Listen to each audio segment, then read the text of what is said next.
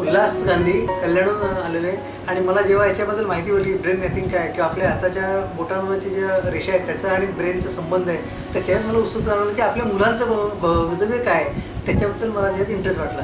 तर रिपोर्ट बघितला असं आलं की माझ्या मुलीच्या बाबतीत की तंतोतंत जुळलं की फॉरेन लँग्वेज ती शिकते आणि ह्याच्यात पण फॉरेन लँग्वेजला एक्स्ट्रा मार्क आहेत त्याच्यामुळे ते 100% तिथे मॅच झालं ते. दुसरी गोष्ट तिची वागणं घरातलं तिचं बिहेवियर किंवा तिची राहण्याची पद्धत आणि ह्या ह्याच्यामधली फाईलमधल्या गोष्टी ह्या एकदम एक्झॅक्ट जुळल्या आहेत त्याच्यात. त्याच्यामुळे आम्हाला आणखीन बरं वाटलं की याच्यामध्ये काहीतरी संबंध आहे आपल्या बोटांचा आणि ब्रेनचा. मुलाच्या बाबतीत पण तेच झालं की मुलाला ज्या गोष्टी आवडतात त्याच्यात तिथे रँकिंग हाय.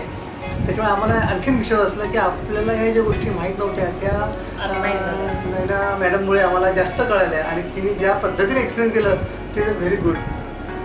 त्याच्यामुळे नैना मॅडम आणि तिचे मिस्टर हे दोघांचेही सहकार्यामुळे आम्हाला या गोष्टी चांगल्या माहिती पडल्या की त्यांनी काउन्सिलिंग करण्यामध्ये mister Sudesh is the right person की out of part of this file he is very good counsellor.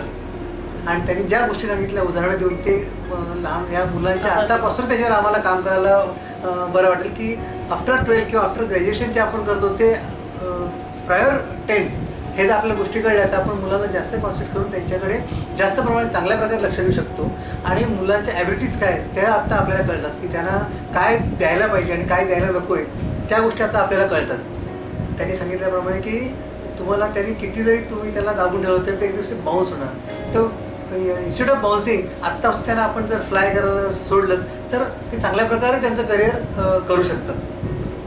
Very good very good. कोणाला ॲडवाईस करणार हां पॅरेंट्सला ॲडवाईस करणार तर पॅरेंट्सला मला असं सांगायचं की इकडे आपण असा विचार करतो की हे कशाकरता करायचं एवढा खर्च कशाकरता करायचा तेवढा खर्च काय येतो ह्याला एवढे पैसे लागतात का लोक असा विचार करतात. पण माझं असं म्हणणं आहे की आपण मुलांवर हॉटेलिंगवर त्यांच्या कपड्यांवर किंवा मोबाईलवर एवढा खर्च करतो तर निग्लेक्ट दिस आपण त्या मुलांच्या करिअरकरता जर थोडंफार आपण याच्यात जर लक्ष घातलं तर आपल्याला आपल्या मुलांवर पुढे खर्च करण्याऐवजी आत्ताच आपल्याला कळलं तर आपण त्याच्यावर जास्त कॉन्सन्ट्रेट करू शकतो.